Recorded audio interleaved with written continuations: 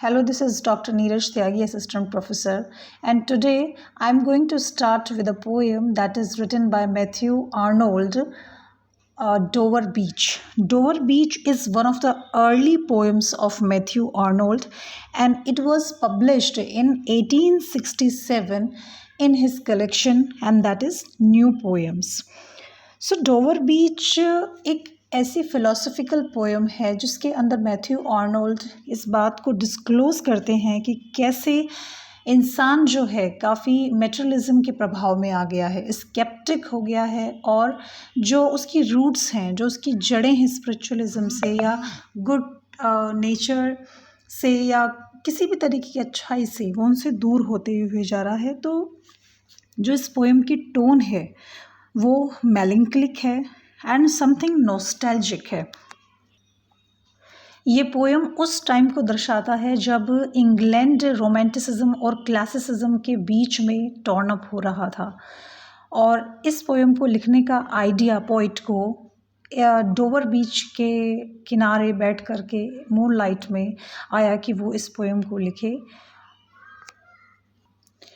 इस पोएम की थीम इस बात को इंगित करती है कि कैसे रिलीजियस बिलीफ डिसबिलीफ में या डाउट्स में बदलते जा रहे हैं और कैसे लोगों के दिमाग में अनसर्टेनिटीज़ बढ़ती जा रही हैं। तो अब हम पोएम को स्टार्ट करते हैं।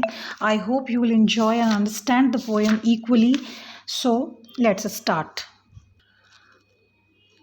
The sea is calm tonight, the tide is full, the moon lies fair upon the strait. On the French coast the light gleams and is gone. The cliffs of England stand glimmering and vast. Out in the tranquil bay, come to the window, sweet is the nightmare. Poet wants to say that the sea coast, where he notices the sea waves, are advancing and withdrawing.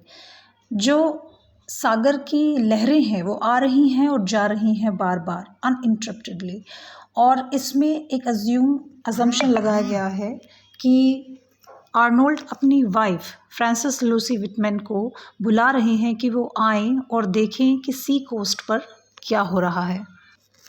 वो अपनी wife से कहते हैं, ये point out करते हुए कि how the waves roll backward and advances and carry with them the pebbles which lie on the sandy shores turned white by the moonlight, कि किस तरीके से ये जो लहरें हैं ये आती जाती हुए अपने साथ पेबल्स को लेकर के आ रही हैं, और same waves when they advance again throw the pebbles with great force, और किस तरीके से वो जब वापस जाती हैं तो उन पेबल्स को अपने साथ वापस भी ले जाती हैं।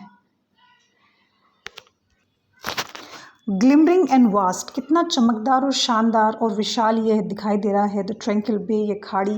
कम to the window, sweet is the night air, कि आओ ज़रा खिड़की के पास में और इस सी कोस्ट के नज़ारे को देखो।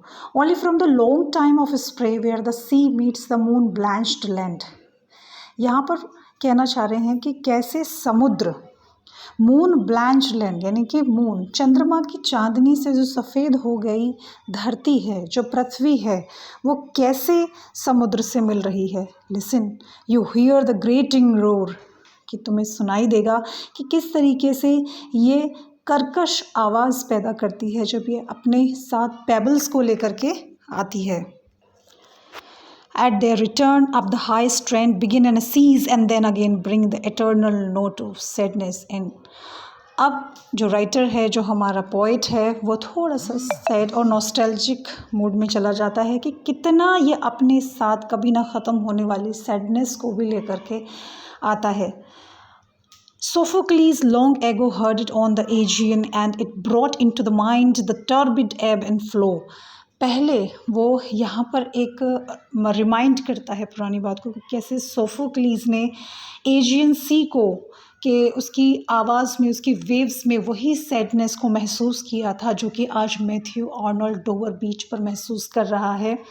Into his mind the turbid एब एंड फ्लो, और उसके मस्तिष्क में एजियन सी की उन लहरों की आवाज़ को सुन करके वही तूफ़ान, वही अनसर्टेनिटी की अवस्था आई थी जो कि मानवीय दयनीयता को दिखाती है, ह्यूमन मिजरी को दिखाती है। Find also in the sound a thought hearing it by this distant northern sea, और कहीं दूर सुदूर नॉर्दर्न उत्तरी समुद्र में उसने इन सब आवाज़ों को सुना था। मैथ्यू आर्नोल्ड अपने मेलैंखोलिक मूड को आगे बढ़ाते हुए कहते हैं कि किस तरीके से पहले सभी लोगों की ज़िंदगी एक आशा से भरी हुई होती थी। The sea of faith was once too at the full and the round earth shore, कि कभी इंसानों के दिमाग मन मस्तिष्क इस मेटीरियलिज्म से दूर होकर के विश्वास, आशा, आस्था इन सभी चीज़ों से भरा रहता था। Lay like the folds of the bright girdle furled, जैसे कोई चमकीली माला पिरोई हुई रहती है उस तरीके से। But now I only hear its melancholy, लेकिन अब केवल सुनाई देती है वो नीरसता, लॉन्ग, कभी ना ख़त्म होने वाली withdrawing roar, retreating to the breath of the night wind down the vast ages drear and naked shingles of the world। लेकिन अब केवल संसार में जो स्केप्टिसिज्म है, जो मटेरियलिज्म है, भौतिकवाद है, केवल इन्हीं के रूपी पेबल्स किनारों पर दिखाई देते हैं कि इंसान इतना भौतिकवादी हो गया है कि वो अपने अस्तित्व, अपनी रूट्स, अपनी जड़ों से कहीं दूर चला गया है। इतनी सारी मेलैंखोलिक बातें करने के बाद फिर भी मैथ्यू आर्नोल्ड थोड़े से ऑप्टिमिस्टिक हैं और वो एक सुझाव देना चाहते हैं कि अगर इतना सब कुछ हो भी गया है, उसके बाद भी अगर कोई रास्ता बचा है कि जिससे हम सरवाइव कर सकते हैं, तो वो सिर्फ लव है। All love, let us be true to one another, कि एक दूसरे के लिए हमें सच्चा प्रेम रखना चाहिए। For the world which seems, ये संसार जो कि हमें ऐसा प्रतीत हो रहा है, to lie before us like a land of dreams, जैसे कि यह कोई सपनों की नगरी हो। सो वेरियस, सो ब्यूटीफुल, ये बहुत ही अनंत है, बहुत ही सुंदर है, बहुत ही नया है। हैथ रियली नीदर जॉय, लेकिन सच्चाई यह है कि ना तो इसमें कोई खुशी है, ना ही कोई प्यार है, नॉर लाइट, ना ही कोई प्रकाश है, नॉर सर्टिट्यूड, ना ही कोई निश्चितता है, नॉर पीस, ना ही कोई शांति है, नॉर हेल्प फॉर पेन, और ना ही किसी दर्द में कोई राहत या मदद है। And we are here as on a darkling plain, और हम इस तरीके से दर्शाए गए हैं जैसे कि हम किसी मैदान में हैं, swept with confused alarms of struggle, और एक स्ट्रगल, एक संघर्ष, एक युद्ध के अलार्म बज चुके हैं, शंखनाद हो चुके हैं कि हमें एक लड़ाई लड़नी है। वेयर इग्नोरेंट आर्मीज, जहाँ पर अनभिज्ञ, अनजान, सच्चाई से अवगत ही नहीं है, ऐसे योद्धा मैदान पर उतर चुके हैं। क्लैश बाय नाइट, और वो लड़ते रहते हैं।